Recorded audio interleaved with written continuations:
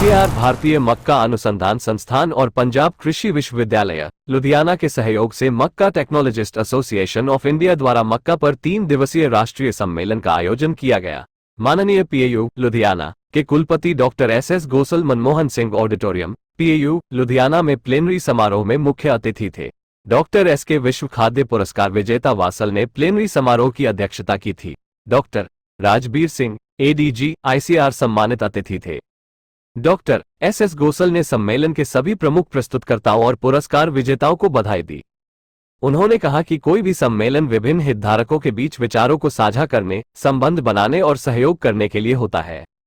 Doctor Rajbir ने इस बात पर जोर दिया कि भारत में मक्का के प्रभाव को डिस्टिलरी और साइलेज इकाइयों के माध्यम से उत्प्रेरित किया जा सकता है।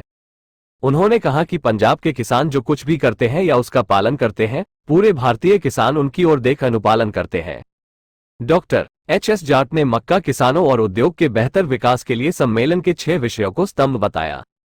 उन्होंने कहा भारतीय मक्का संकरों से इथेनॉल पुनर्प्राप्ति और विविध जर्मप्लाज्म को बनाए रखना फसल सुरक्षा और आनुवंशिक लाभ के लिए महत्वपूर्ण है। डीडीजीएस या अनाज को प्रभावी और त्वरित सुखाने मात्र से किसानों को उनकी फसल के लिए अधिक प्रीमियम मिल सकता है। डॉक्टर वासल ने भारतीय कृषि के भविष्य में किसानों के रूप में युवाओं की घट रही भूमिका पर चिंता जताई। मक्का कृषि में तेजी से प्रजनन और मक्के के पौधों की बेहतर स्थिरता पर ध्यान केंद्रित करने के प्रमुख क्षेत्र हैं। त्वरित समाधान योग्य समस्याओं के लिए सरल और किसान अनुकूल प्रौद्योगिकी को अपनाना समय की मांग है। साथ ही भोजन, चारा और ईंधन जैसे सभी आवश्यक क्षेत्रों में भविष्य की मांगों को पूरा करने के लिए बहुहितधारक दृष्टिकोण आवश्यक है। डॉक्टर साई दास अध्यक्ष एमटीआई और पूर्व निदेशक आईएमआर ने मक्का शोधकर्ताओं, किसानों और उद्योग के लोगों की उनके निरंतर काम के लिए सराहना की, लेकिन मिट्टी और पौधों के स्वास्थ्य की देखभाल करने पर जोर दिया। मक्का अपने विविध एवं लाभकारी उद्देश्यों से भारतीय किसानों की आय बढ़ाने में सक्षम है। इस मौके पर आए प्रमुख हस्तियां तथा विद्यार्थियों का सम्मान भी किया गया। तहलका टीवी के लिए लुधियाना से अमरीक सिंह प्रिंस की report.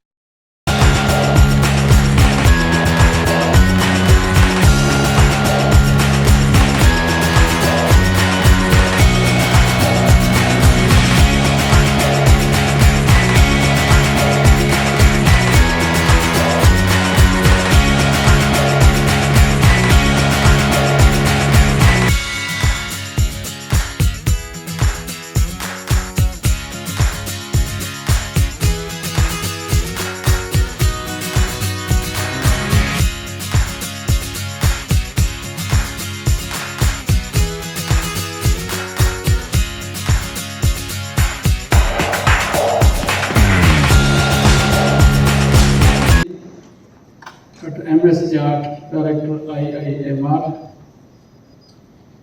officers and faculty members from PAU, and dear participants. Very good afternoon. So we have come to the conclusion of a 3-day conference, national conference on maize, and it was organized by MTAI in association with IIMR and Punjab Agricultural University Ludhiana. The maize conference, which was attended by more than 450 delegates and PA faculty, is a good step to move forwards. It never fails to have his inputs being given in any and every venture which we PAUites plan and take here with us.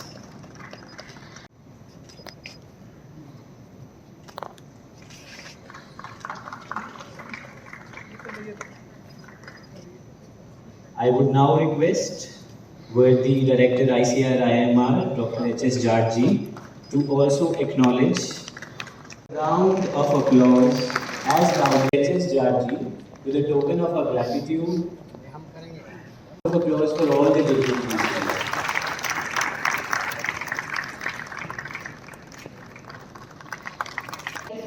The day before, when Sir suggested that let's change the venue, the gathering is really like the star gathering, I was really impressed for a minute ki how to, and my immediate call was to exhibition committee, my colleague Dr. Deep. मेरा नाम अरुण जोशी है। मैं जो एक international centre है cement जो Mexico में है, उसका मैं एशिया का रिप्रेजेंटेटिव हूँ, और जो Borlaug institute for south Asia है उसका मैं मैनेजिंग डायरेक्टर हूँ। और मैं दिल्ली में मेरा ऑफिस है, लुधियाना में भी हमारा फार्म है 500 एकड़ का, जबलपुर में भी 550 एकड़ का है, और बिहार में भी समस्तीपुर में है।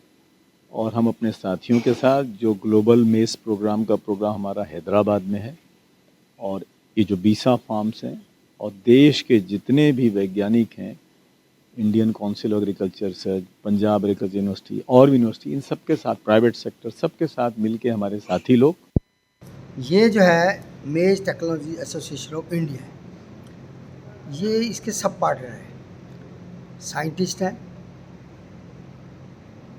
पब्लिक सेक्टर है जिसमें यूनिवर्सिटी है, आईसीआर है, प्राइवेट सेक्टर है, और जो यूज़र इंडस्ट्री हैं जिनको मक्का चाहिए, और जो भी स्टेक होल्डर मेज़ को आज उसके कारण या सफ़र कर रहा है, या डिमांड की कमी है, या क्वालिटी की कमी है, उनके बारे में एक कॉन्फ्रेंस है कि इंडस्ट्री को कैसे क्वालिटी का मटेरियल दिया जाए, फार्मर को कैसा प्रोडक्ट और टेक्नोलॉजी दी जाए जिससे उसकी यील्ड बढ़े।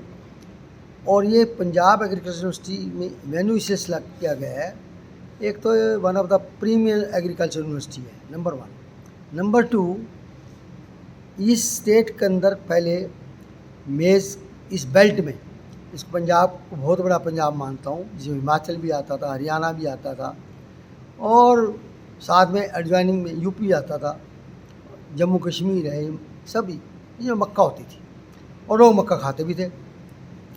लेकिन एक समय आया कि हमारा जो मक्का का यील्ड बहुत कम थी और राइस की अच्छी सी किस्म आ गई, तो लोग किसान को हम ये नहीं कह सकते कि तुम अपनी इनकम को घटाओ, नुकसान नहीं कर सकते किसान का।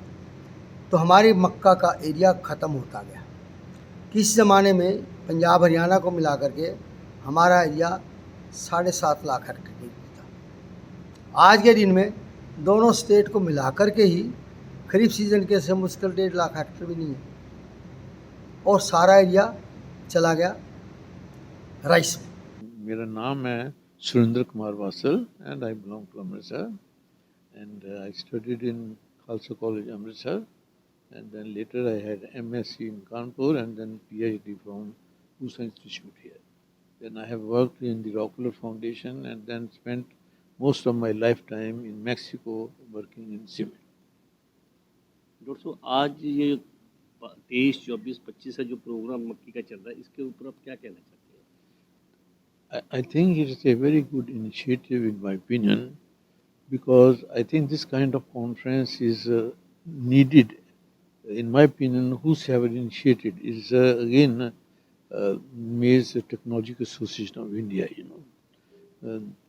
so I think they want to know how much maize is produced, how much is exported, how much area expanding or decreasing, and also what is the global scenario also. That is very important here.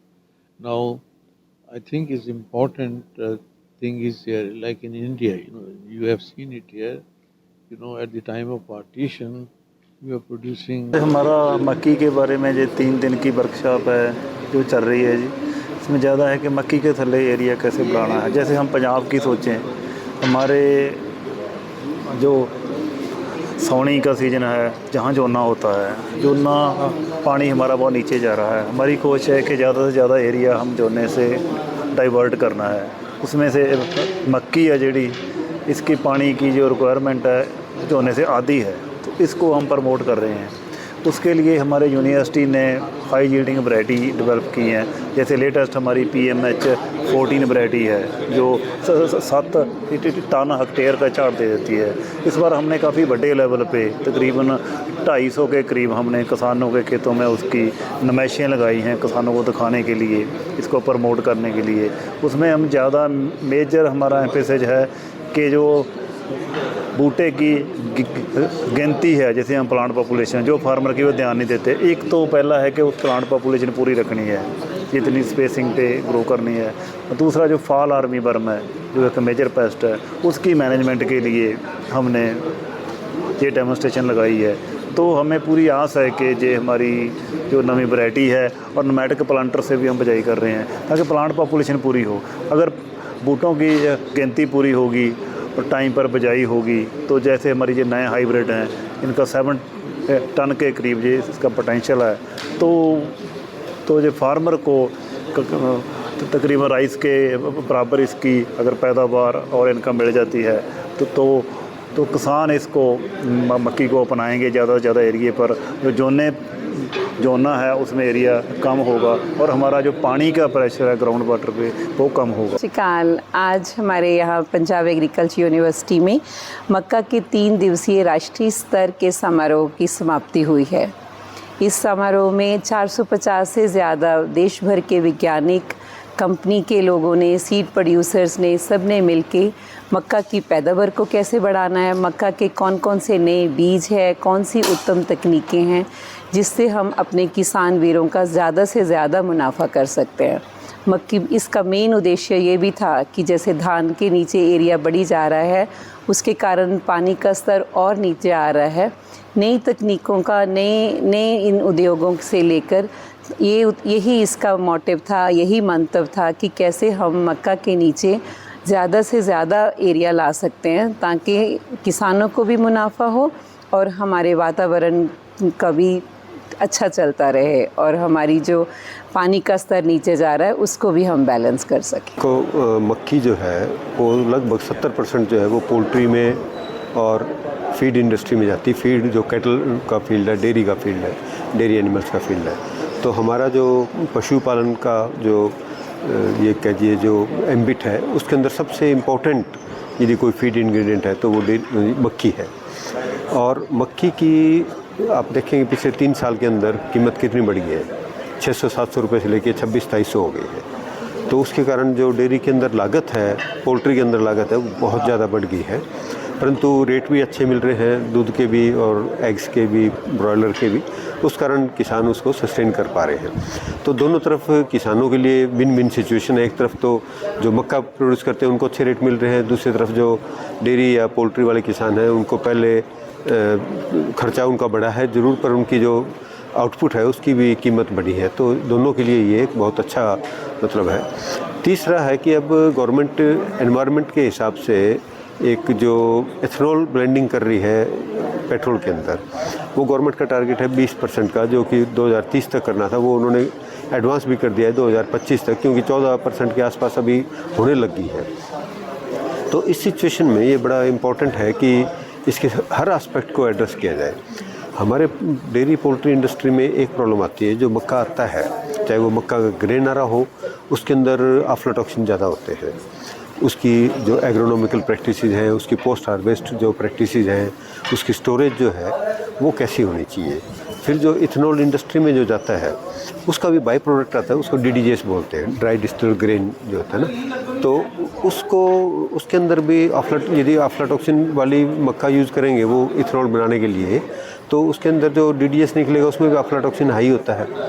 तो वो पशुओं में जाएगा तो पशुओं से उसके दूध में जाएगा, और यदि मुर्गे में जा रहा है तो अंडे में आएगा या उसके मीट में जाएगा। अल्टीमेटली वो ह्यूमन बॉडी में आता है, और ये बहुत ही एक टॉक्सिन है। टॉक्सिन का मतलब ये हमारी बॉडी को एकदम डायरेक्ट नुकसान नहीं करता, पर धीरे धीरे बॉडी के सारे ऑर्गन्स को इम्पैक्ट करता है। तो इसलिए जो क्वालिटी इशू है वो बहुत इम्पॉर्टेंट है। ये जो मक्का पे सेमिनार हुआ, ये 3 दिन का सेमिनार था। एक MTAI है एसोसिएशन, उनका बहुत रोल रहा इसमें, उन्होंने ये सारा करवाया है यहाँ पे। तो जो PAU है, पंजाब एग्रीकल्चर यूनिवर्सिटी, एंड जो हमारा IIMR है, इंस्टीट्यूट ऑफ मेजर रिसर्च, सो दोनों ने मिलके यहाँ पे PAU में करवाया। 3 दिन का था ये। तो आज उसका जो है वैलिडिक्टरी फंक्शन होने जा रहा है। तो इसमें बहुत अच्छी पार्टिसिपेशन हुई है। 400 से अधिक जो साइंटिस्ट हैं, इंडस्ट्री के लोग हैं, तो वो उन्होंने पार्टिसिपेट किया। बहुत अच्छे अच्छे पेपर्स, जो रिसर्च पेपर थे वो पढ़े गए। बहुत सारे पोस्टर लगाए गए यहाँ पे, तो उसके बाद कल्चरल प्रोग्राम भी हुआ। तो उसकी सभी जो ये प्रेजेंटेशन थी उनका कंक्लूडिंग फंक्शन हुआ।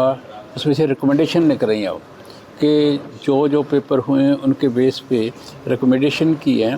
रिकमेंडेशन का आगे ये फ़ायदा होगा कि जो रिकमेंडेशंस आई हैं what to do in the coming years, कैसे हमने मेज़ को इम्प्रूव करना है, हाइब्रिड कैसे लेकर आने हैं और कैसे हमने उसका एरिया बढ़ाना है, प्रोडक्टिविटी बढ़ाना है, प्रोडक्शन बढ़ानी है।